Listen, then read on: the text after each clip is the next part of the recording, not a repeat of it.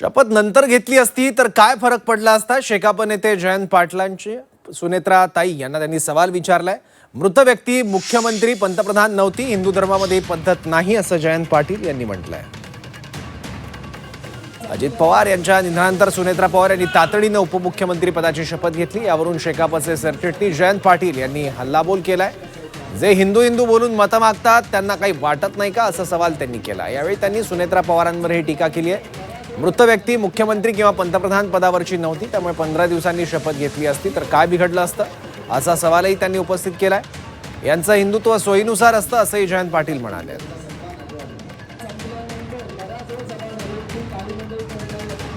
ज्या दिवशी जळते त्याच दिवशी बाई जळीत झाल्यानंतर घराच्या बाहेर पडते आणि शपथविधी घेते।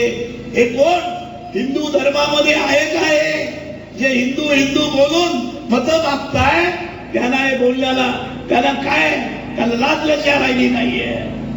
15 दिवसांनी झाला असतं तर काय बिघडते शपथविधी? त्या मुख्यमंत्री नव्हत्या किंवा पंतप्रधान नव्हत्या वारलेल्या व्यक्ती। या सगळ्या गोष्टीचं लोकांना सांगितलं पाहिजे। सोयीच्या प्रमाणे हिंदू, नाहीतर कुठलेच धर्म नाही। ही जी पद्धत भाजपवाले करतायत ते सगळ्या वेगळ्या गोष्टी आहे।